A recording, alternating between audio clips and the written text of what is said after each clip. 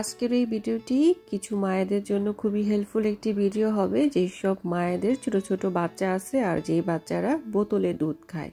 কিভাবে চট জলদি মাইক্রো ওভেনে জীবাণুমুক্ত করা যায় সেই সহজ পদ্ধতি আজকে আপনাদের সাথে শেয়ার করব। বাচ্চারা যদি বোতলে দুধ খায় তাহলে সেই বোতল অবশ্যই জীবাণুমুক্ত করতে হবে।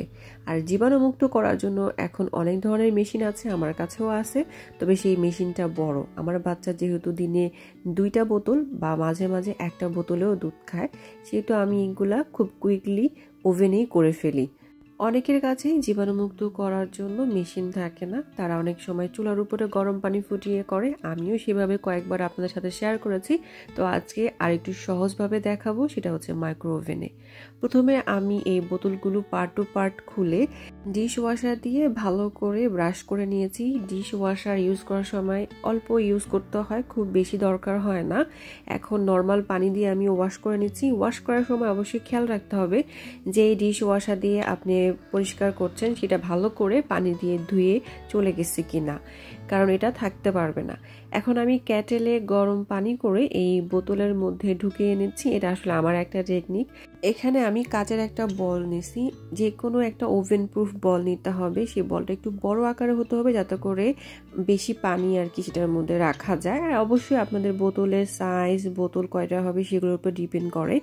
আমি প্রথমে পানি কেন বোতলের ভিতরে ঢুকাইছি, যাতে করে বোতলগুলা নিচে চলে যায়, একটু ডুবে যায় আর বোতলের ভিতরে গরম পানি থাকে।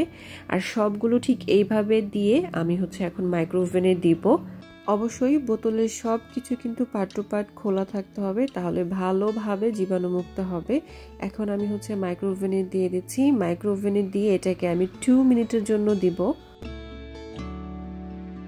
অনেকে আছেন এই জিনিসটা জানেন, আমার কাছে মনে হয় অনেক মায়েরই জানে না। তো যারা না জানেন তাদের জন্য হয়তো এটা একটা হেল্পফুল ভিডিও হবে। 2 মিনিটের জন্য দিয়ে আপনি আশেপাশে কাজ করতে পারবেন।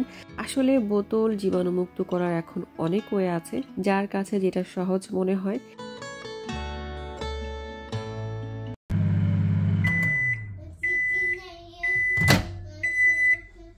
এই সময় অবশ্যই সাবধান থাকবেন, এই বলটা কিন্তু অনেক গরম থাকে। আমি তো এমনিতেই বের করে ফেলছি, কারণ অভ্যাস হয়ে গেছে।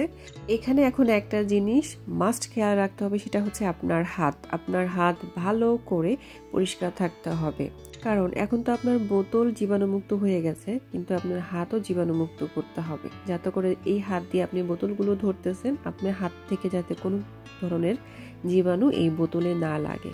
তো আমি ভালো করে হ্যান্ড ওয়াশ করে নিয়েছি।